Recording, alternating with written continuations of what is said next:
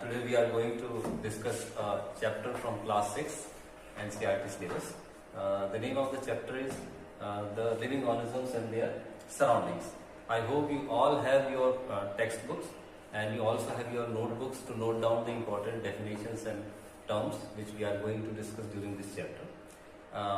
As you know, this chapter is a lengthy one, so I have decided to split it into two parts, and this is the first part which we are going to discuss today. प्यारे विद्यार्थियों, आपको पता ही है कि आज हम कक्षा 6 के 9वें अध्याय जिसका नाम सजीव और उनका परिवेश है उसका अध्ययन करने का प्रयास करेंगे। मैं उम्मीद करता हूं कि आप सभी के पास आपकी पाठ्यपुस्तक भी होगी तथा आप अपने पास एक कॉपी भी रखे हैं ताकि आप बहुत इंपॉर्टेंट परिभाषाओं को और विभिन्न चीजों को जिन्हें आज हम डिस्कस करने वाले हैं उनको नोट भी करते रहेंगे। आप अपना पूरा ध्यान स्क्रीन पर रखेंगे, मैं जो बोलूंगा उसको ध्यानपूर्वक सुनने का प्रयास करेंगे और बीच बीच में अपनी कॉपी पर उस सभी चीजों को नोट भी करते रहेंगे जो कि अत्यंत महत्वपूर्ण है। ठीक है। The objective of this lesson, first we will going to discuss the objectives of this lesson. The student will learn and understand about different things which we are going to study in this lesson. First is the living organism. We will try to find out the definition of living organism, what it means to us. Second, the organism where they live. We will try to find out the different locations or different region where organisms live. We also try to find out habitat and adaptations, types of habitat, component of habitats, adaptation in various animals living in different climatic conditions, and in the last of this chapter we also discuss the characteristic of living organisms. इस अध्याय में हम विभिन्न महत्वपूर्ण बिंदुओं पर जिस पर चर्चा करने वाले हैं उसमें सजीवों की परिभाषा और उसके विषय में जानने का प्रयास करेंगे। इसके अलावा उन परिवेशों के उन स्थानों के बारे में भी जानने की कोशिश करेंगे जहां वो रहते हैं। इसके अतिरिक्त आवास और अनुकूलन को समझने का प्रयास करेंगे। हम जानने का प्रयास करेंगे कि आवास के कितने प्रकार हो सकते हैं। हम आवास के घटकों के विषय में भी इस अध्याय में अध्ययन करने वाले हैं। इसके साथ साथ हम विभिन्न जंतुओं और पादपों में पाए जाने वाले अनुकूलनों के विषय में अध्ययन करेंगे जो विभिन्न जलवायुवीय परिस्थितियों में रहते हैं, और इस अध्याय के अंत में हम सजीवों के विभिन्न लक्षणों का भी अध्ययन करेंगे। एज वी नो, पहेली एंड बूझो both are the part of our classroom, and they visited to different places during their vacations, and as you see on the screen that this is a mountain region, this is a hilly area where they visited. They also visited to desert area. You can see on the screen that camels are in the desert area, and in the right side of your screen you will find cactus, which is one of the prominent plant variety found in deserts. And this is the scene of a sea beach which they visited during their vacations. तो हमने देखा कि बूझो और पहेली अपनी इस यात्रा के दौरान विभिन्न स्थानों का भ्रमण करते हैं जिन स्थानों पर आमतौर पर अक्सर हम लोग भी जाया करते हैं। आप में संभवतः कई लोग वहाँ गए होंगे।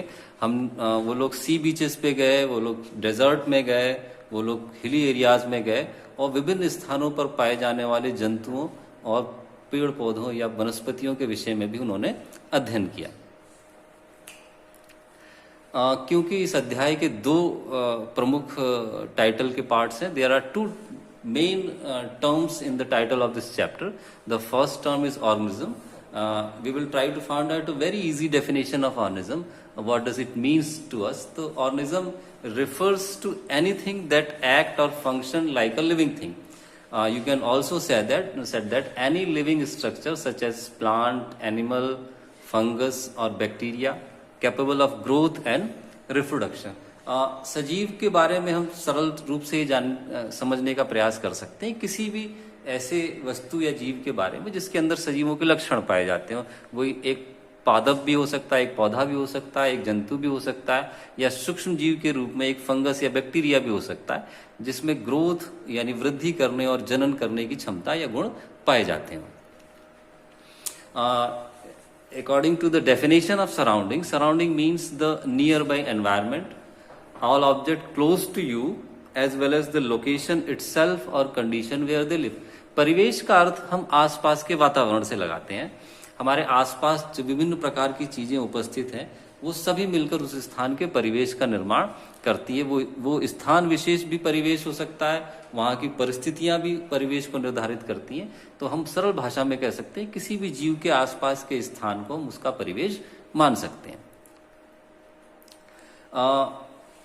Now the question arises in the mind of both Paheli and Bujo, is there any place on earth where there is no onism? Because when they visited different places, they found onism everywhere, even in mountain hills, in deserts, even in sea beaches, they found number of varieties of onism. So they want to know, is there any place where there is no onism? पहेली और बूझो अपनी यात्रा के दौरान जो विभिन्न स्थानों का भ्रमण करते हैं, उन स्थानों पर वो पाते हैं कि विभिन्न प्रकार के जीव जंतु उपस्थित हैं। अब उनके मस्तिष्क में एक प्रश्न आता है, वो जानना चाहते हैं कि क्या पृथ्वी पर कोई ऐसा भी स्थान है जिन स्थानों पर किसी प्रकार के जीव को नहीं पाया जाता या किसी भी प्रकार के जीव की उपस्थिति वहां नहीं है। बूझो एंड पहेली search everywhere near their surrounding, but they found onism everywhere. Paheli and Bujo went to different places. They go to inside their house, in the cupboard, in kitchen, and in various places inside the room. They also went to outside their room, in garden and in parks, and in every place they found numerous number of onism. You can see on the screen, starting from bees to scorpions to different onisms. Even lizards are found everywhere. So they don't found even a single place where there is no onism. पहेली और बूझो विभिन्न स्थानों पर जाते हैं और ये प्रयास करते हैं जानने का कि कोई स्थान ऐसा भी है जहाँ सजीव नहीं पाए जाते हैं। उनकी ये यात्रा के दौरान वो देखते हैं कि ऐसा कोई स्थान उनको संभवतः मिलता ही नहीं जहाँ की कोई भी सजीव नहीं पाया जाता हो। Paheli and Bujo both get surprised when they read people have even found tiny living organisms in the opening of volcanoes. और बहुत आश्चर्य की बात होती है पहेली और बूझो के लिए कि बहुत से वैज्ञानिकों ने ज्वालामुखी के मुहाने तक पर सूक्ष्म जीवों की उपस्थिति को पाया है। तो इसका अर्थ ये हुआ कि सजीवों की उपस्थिति पृथ्वी पर विभिन्न प्रकार के परिवेशों में पाई जाती है और ऐसे किसी परिवेश को ढूंढना संभवतः मुश्किल ही है जहां किसी प्रकार का कोई जीव उपस्थित ना हो। तो पहेली और बूझो एक कार्य करते हैं। देन पहेली एंड बूझो decided to prepare a table which contained different types of surroundings, and also they enlisted the number of animals and plant found in that particular area. So according to this table which is prepared by Paheli and Bujo, in forest area they found lion, deer, neem tree, banyan tree, and in mountain area they found animals like yak, goat, and plants like pine tree and deodar tree. When they went to desert, they found camel and scorpio, and they found cactus and babool as plant, and in sea or in any water body they found fish, turtles, seaweeds and algae. तो इस पूरी तालिका को अगर हम ध्यान से देखें तो विभिन्न स्थानों पर पाए जाने वाली जीवों की प्रजातियों को उन्होंने सूचीबद्ध करने का प्रयास किया। उन्होंने कोशिश करी कि अलग अलग स्थानों पर पाए जाने वाले जीवों को हम एक टेबल में, एक तालिका में लें।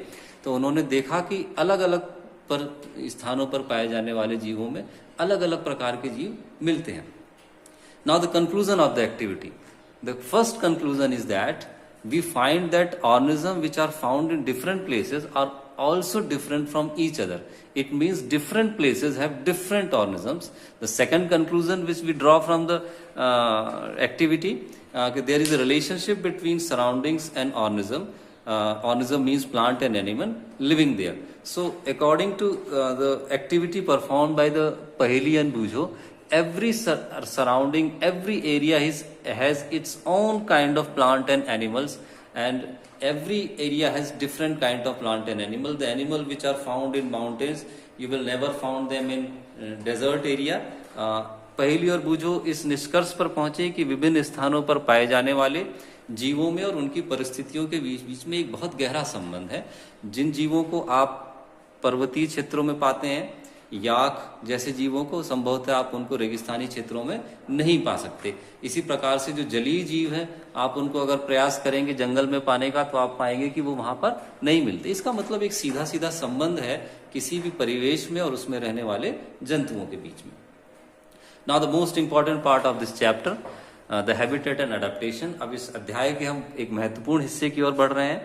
इस हिस्से में हम आवास और उनके अनुकूलनों के विषय में चर्चा करेंगे।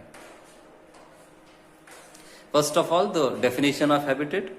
A simple definition tells us about a place or surrounding where a living organism lives is called habitat. A place or surrounding where a living organism lives, यानी कोई ऐसा स्थान, ऐसी जगह जहां पर कोई सजीव रहने लगता है, आवास कहलाता है।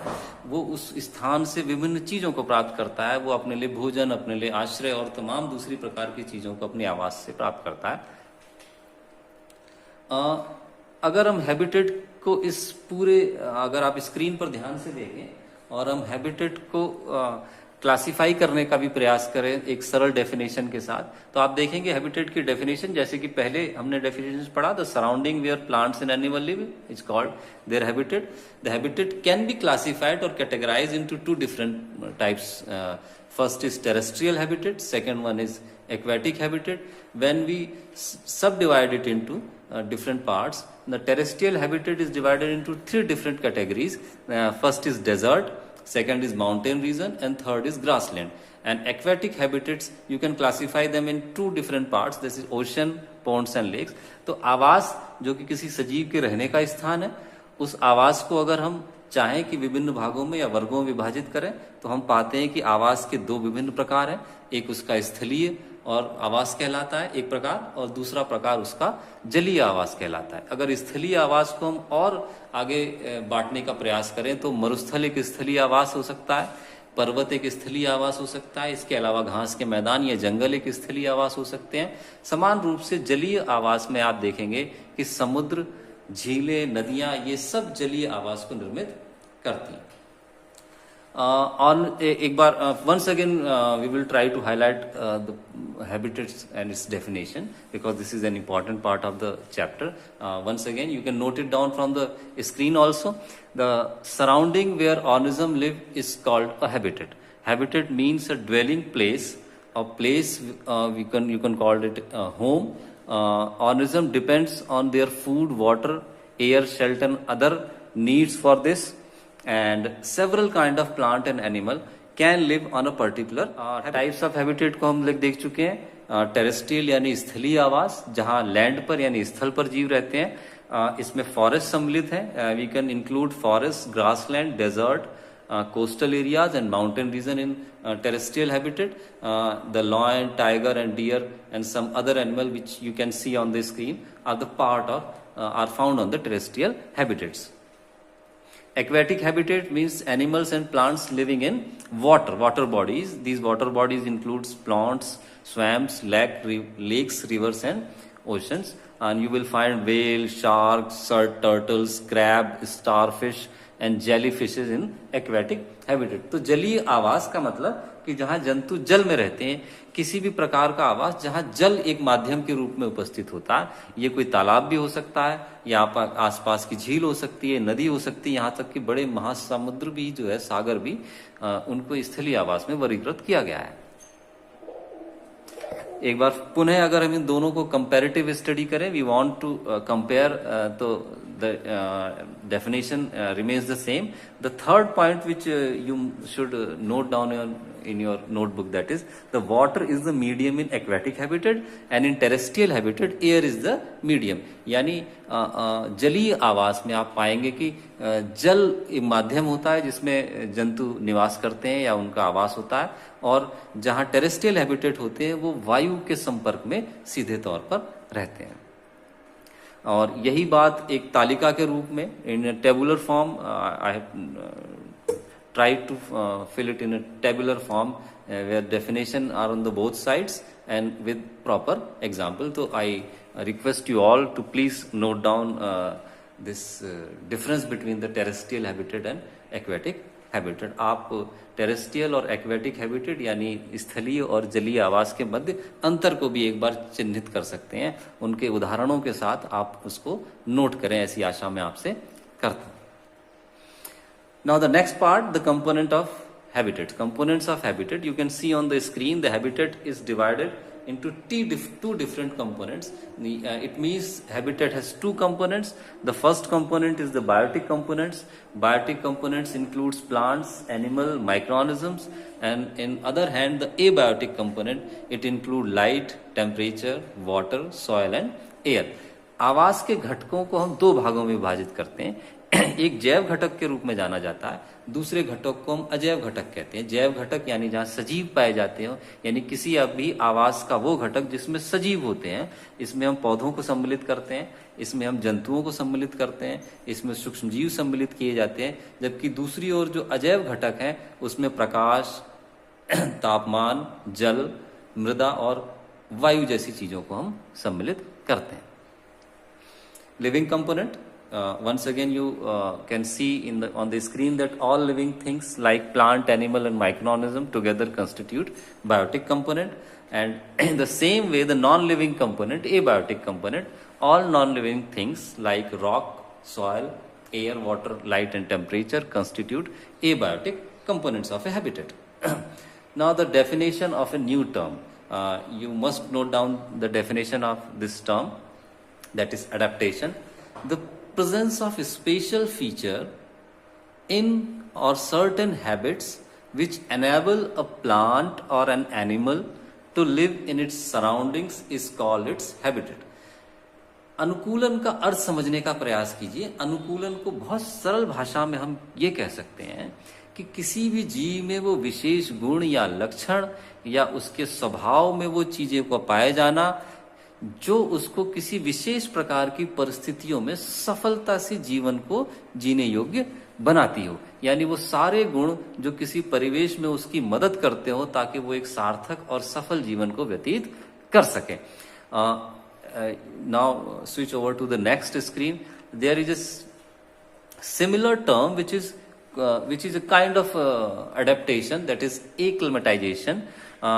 According to the acclimatization, small changes that take place in the body of single organism over short periods to overcome small problems due to change in surroundings are called acclimatization. Now you can understand this with the help of an example. If we live in the plains and suddenly go to high mountains, we may experience difficulty in breathing for some days. We need to breathe faster. After some days our body adjusts to the change condition. Acclimatization या अनुकूलन को आप अनुकूलन का ही एक प्रकार है जिसको आप समझ सकते हैं. बहुत छोटे परिवर्तन जो किसी सजीव में होते हैं बहुत अल्प समय के लिए, अल्प अवधि के लिए, ताकि वो अपने आसपास के परिवेश में होने वाली परिवर्तनों से होने वाली समस्याओं से अपने आप को एडजस्ट कर पाए. जैसे उदाहरण के तौर पर पर्यानुकूलन का एक बहुत सिंपल उदाहरण है जिसे आप सबने शायद महसूस भी किया हो जिन्होंने पर्वतों की यात्रा की होगी, कि अगर हम मैदानी इलाकों से अचानक पर्वतों पर यानी ऊंचाई पर जाना शुरू करें तो हमें सांस लेने में तकलीफ का सामना करना पड़ता है और हमें तेजी से सांस लेने की ओर आगे बढ़ना पड़ता है. लेकिन कुछ समय बाद जो तेजी से सांस लेने की प्रक्रिया है उसको हमारा शरीर एडजस्ट कर लेता है और हम आसानी से उन बदली हुई परिस्थितियों में भी अपने आप को रख पाते हैं, सफलतापूर्वक जीवन यापन कर पाते हैं. तो इस प्रकार के अल्प अवधि में होने वाले परिवर्तनों को हम पर्यानुकूलन या एक्लिमेटाइजेशन के नाम से जानते हैं.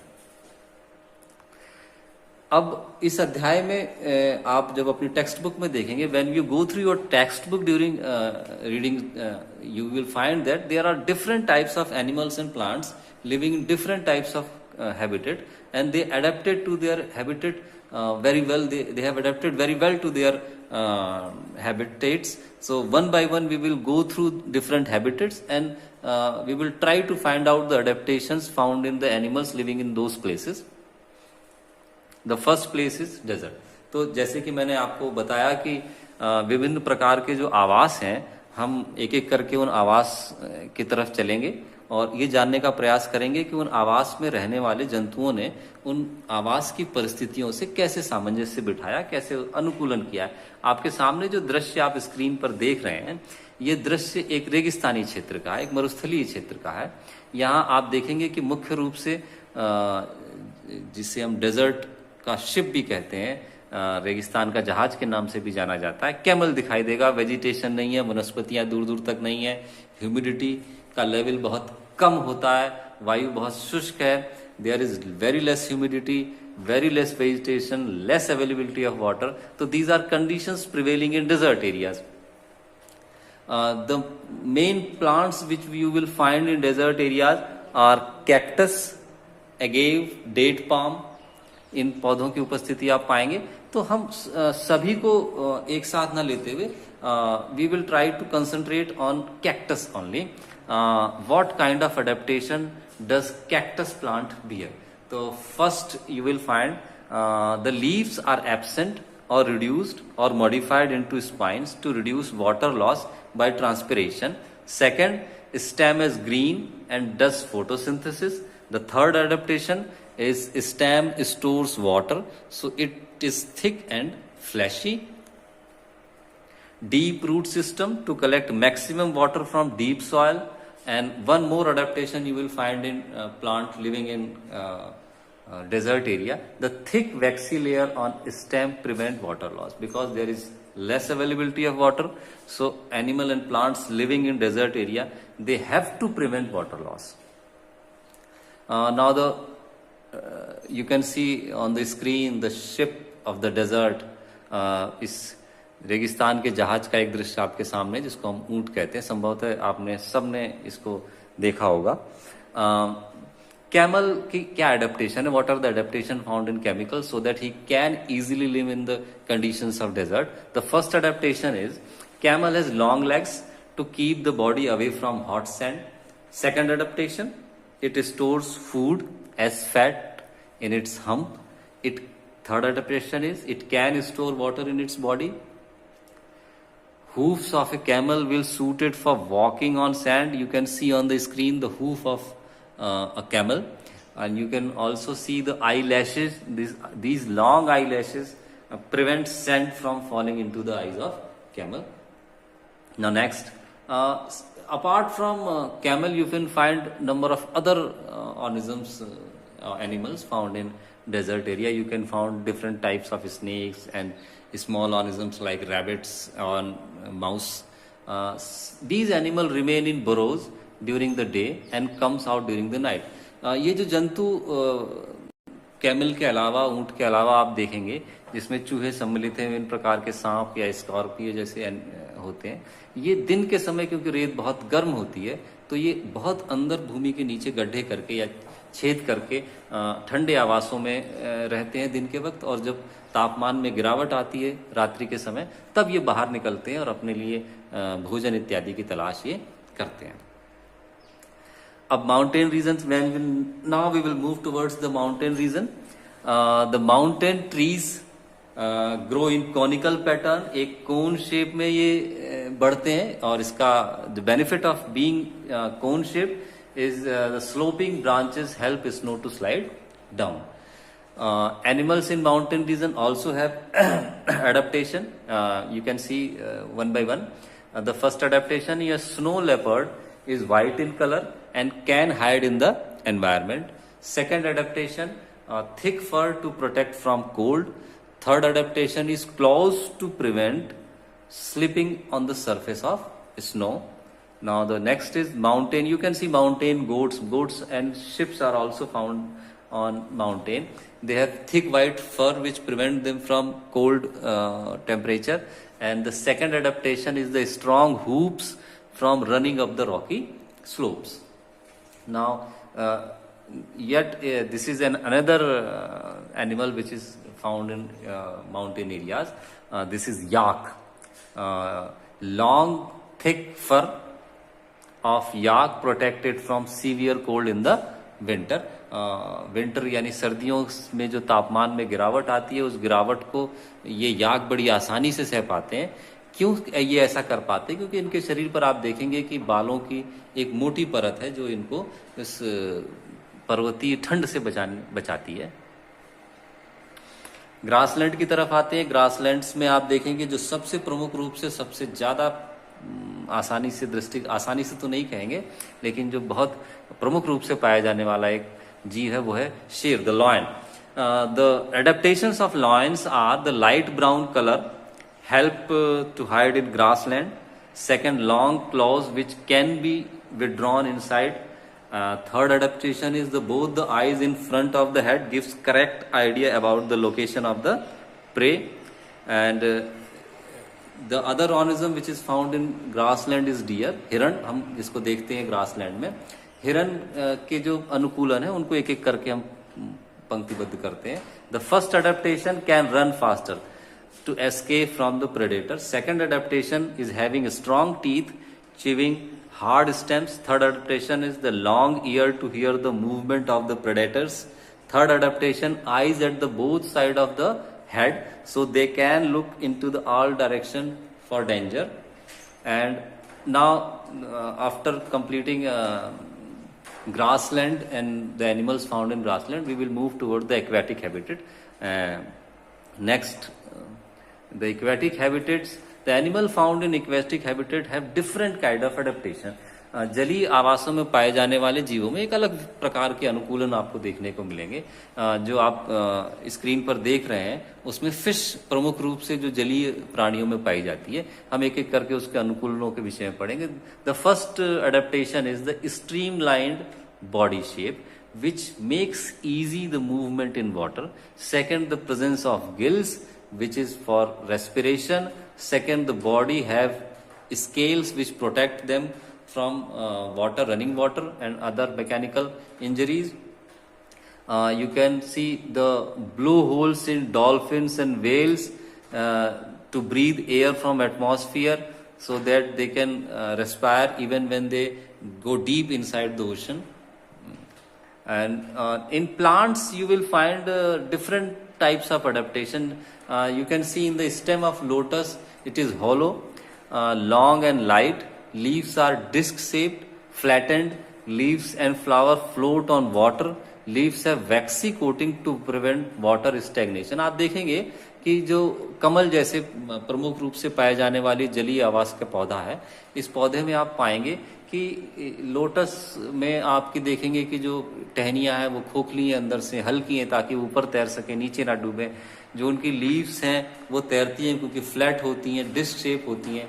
पानी में गले ना इसके लिए उनके ऊपर एक वैक्सी कवरिंग भी पाई जाती है. और आप देखेंगे ये एक आपके लिए मैंने बनाया था कि एयर कैसे इन में भरी होती है स्टाल्क में, लीफ स्टाल्क में, जो उनको बनाए रखती है. ठीक है.